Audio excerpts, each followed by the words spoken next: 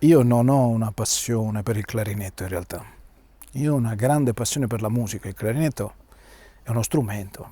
Io non credo che se tu chiedi a un falegname la sua passione per la sega o per il martello, no? Il clarinetto un po' lo subisco, ma poi dopo, ovviamente, in tutti questi anni di convivenza abbiamo imparato a stare insieme. Però la mia grande passione è la musica.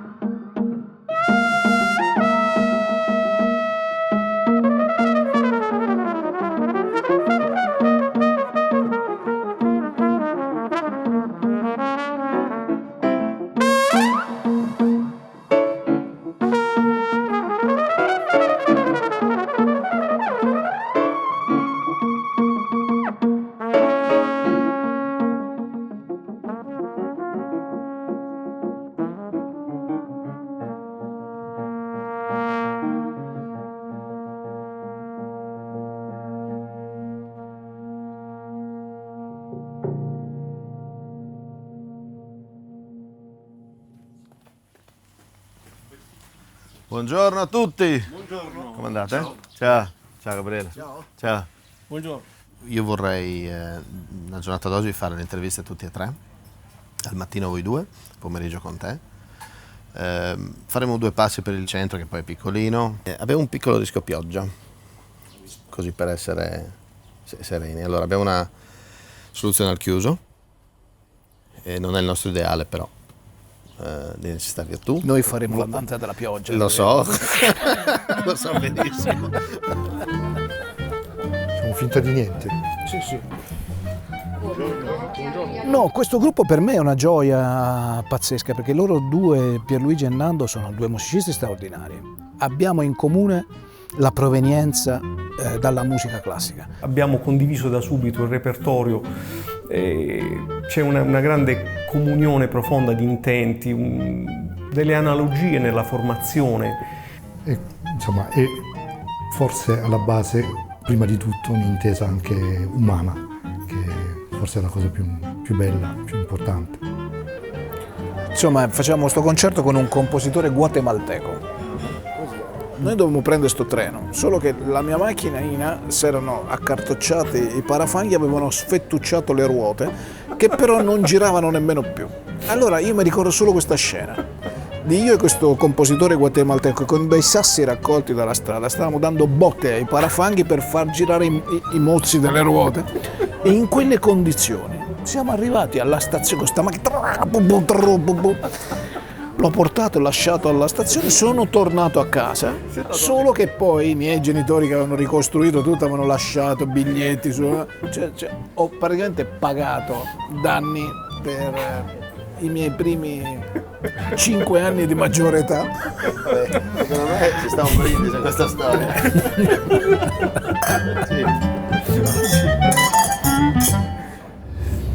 Invece qui ci affacciamo vedi, sulla zona appunto che era il cuore di quelle edizioni di Umbria Jazz nostre. Questo era il prato incriminato che abbiamo visto sulle foto, con quel mare di fango, di tende, con il Renault 4 500, i 112, chiaramente era il delirio a sto posto.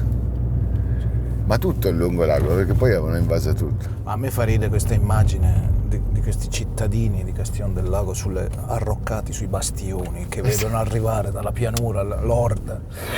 Io infatti ti farei vedere proprio la geografia di sta strada che arriva dalla stazione dritta, e l'immagine quando si è bloccato il traffico e abbiamo visto apparire questa massa grigia di capelloni, capito, un po' zaini, cose. Erano scesi a migliaia, io credo ci fosse forse anche qualche treno speciale, perché erano tantissimi. Dal trenino del Toronto. E la scena bella è, ecco, i primi esercenti che un po' lo sapevano, si erano preparati con le pizzettine al taglio, i primi gliel'hanno vendute, poi i secondi gliele tiravano, e alle terze c'erano le mogli appese alle serrande che cercavano di chiudere sti negozi. Chiudi Carla, chiudi, aiuto, così. Ma questo è l'aeroporto mitico. Ex aeroporto militare che tu conosci. Conosco, ma prima che... È stata una scuola di caccia in tempo di guerra. Però voi da qualche anno l'avete rimesso a posto, ma c'è Sì, stato un lungo stiamo periodo costruendo che una era chiuso, abbandonato per e io lì 40 venivo anni. in quegli anni lì a fare birdwatching. C'era uno con le pecore. Esatto. Ma questo a me è un posto che mi fa impazzire. Ah, ma tu qua mi hai portato? E tu me ne parlavi. No, ma questo è un regalone. Giovedì mi chiedevi di sta roba, io non potevo dirti che era già tutto. Ma pensa. E dopo la musica, c'ho un'altra grande passione che mi accompagna da quando sono bambino e che non mi ha mai mollato. So di dire una cosa un po' singolare, ma è quella per l'ornitologia. Dici, ma come, ti piacciono gli uccelli? Ebbene sì, tanto. Per me è un posto speciale perché io venivo a fare birdwatching qua quando era tutto chiuso, passando da buchi della rete e nascondendomi dal pastore cattivo con le pecore e i cani. Per cui vedere che adesso è tutta questa roba meravigliosa, ne avevo sentito parlare ma non ho avuto occasione. E tra l'altro ho imparato un'infinità di cose sulla musica frequentando ambienti naturali in cerca di contatto con la fauna selvatica. Perché quando tu vai in natura in quel modo, con quell'obiettivo, hai come prerequisito quello di riuscire in qualche modo ad annullarti, cioè a non disturbare, no? Perché l'idea non è vedere un essere vivente che scappa davanti a te, ma fargli fare quello che farebbe se tu non ci fossi. E quando raggiungi questo risultato è un'emozione enorme ed è anche una cosa fondamentale per la musica, soprattutto per la musica improvvisata. Quando tu ti rendi conto che quando veramente viene bene è perché tu non stai decidendo cosa fare, ma semplicemente non stai opponendo resistenza. Cioè, ti lasci passare attraverso.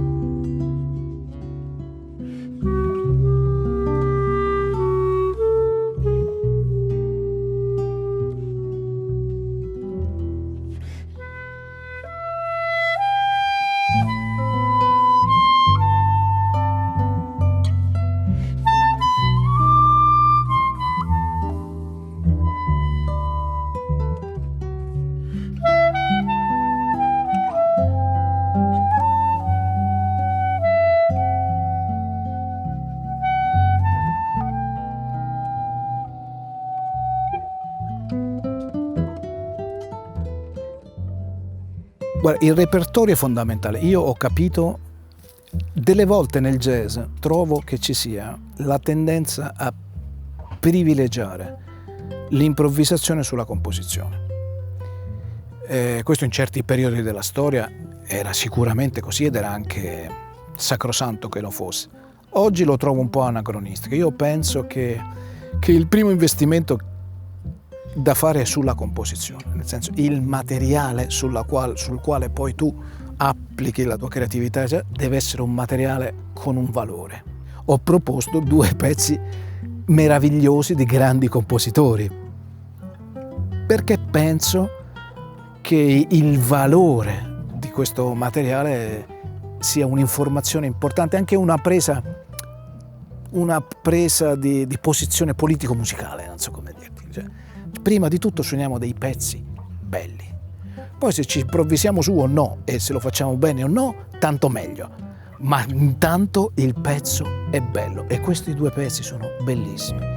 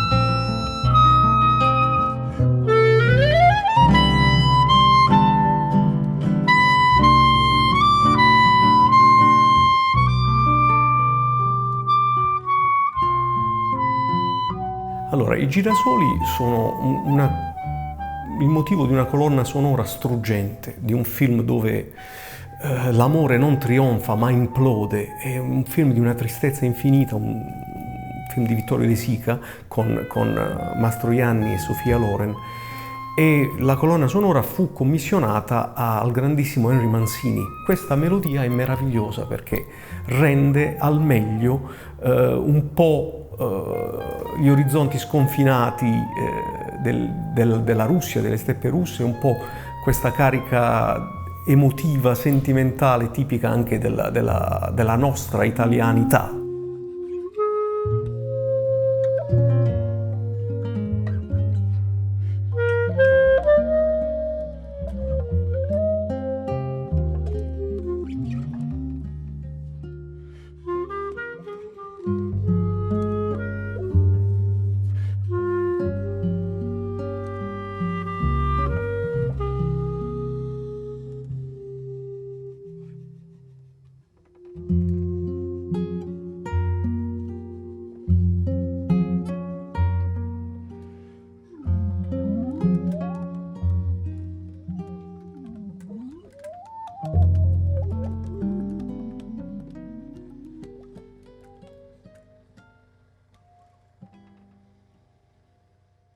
Vieni Gabriele. Allora, lui è Guido, Gabriele. Buongiorno. Io ho introdotto il lavoro fantastico che con l'associazione hai L'associazione Arbite che recupera, diciamo, le barche dei laghi interne, non solo del Trasimeno, si occupa un po' di tutta Italia, perché era un percorso che è iniziato dall'Università di Perugia negli anni '80, poi si è interrotto e lì era puramente scientifico, hanno catalogato tutte le barche delle acque interne italiane, hanno fatto un lavoro importante, però lì si è fermato. Noi nel nostro piccolo cerchiamo invece di recuperarle perché stanno andando distrutte, ma è una cosa un po' nazionale, anche nel Veneto che è ricca di questa storia c'è il rischio di perdere parecchie non tradizioni. me lo immaginavo. Io sono un appassionato del lago, un appassionato. È un luogo unico, perché è un lago alluvionale. Qui sai che la profondità massima di questo lago è di 7 metri. questo significa che se non piove il lago cambia completamente ecosistema. E quindi questo lo rende fragile ma estremamente ricco di vita. Sono barche tipiche per le acque interne e sono molto simili tutte, addirittura anche sulla costa marittima da Ancona fino a Trieste, dove il mare è basso, quindi c'è l'onda corta. Ci vuole la barca a fondo piatto, perché questa riesce ad andare sulle zone umide, sui canneti, quindi hanno ancora un utilizzo per la pesca o per certe passeggiate particolari. Diciamo che non ci sono più a legno a vista e questo per noi è brutto, il legno è bellissimo. Sì, come no? E comunque sia le barche che gli strumenti, sempre legno è. Sì, il legno è magico. Io avevo fatto la musica per un bellissimo docufilm scritto da questo scrittore che si chiama Henry De Luca e che aveva fatto, si chiama Alberi che camminano, che è una frase presa dal Vangelo. Però l'idea era vedere come il legno, gli alberi cambiano e insieme all'uomo fanno un percorso, camminano e c'erano quindi i boscaioli del Trentino con le segherie, eccetera. Poi c'erano i costruttori di clarinetti e di violini di Cremona e i maestri d'ascia pugliesi che facevano le barche. E poi c'ha ragazzi, ma qua il Perugino è nato a Città della Pieve, quindi qua dietro sulle sponde, vicino alle sponde del lago. Se voi vedete tutti gli sfondi del Perugino, del Pinturicchio, riconoscete le montagne della riva opposta a questa qui, che si vedono da qui. Potete proprio guardare il quadro e riconoscerle. È un luogo di una magia straordinaria, sto lago.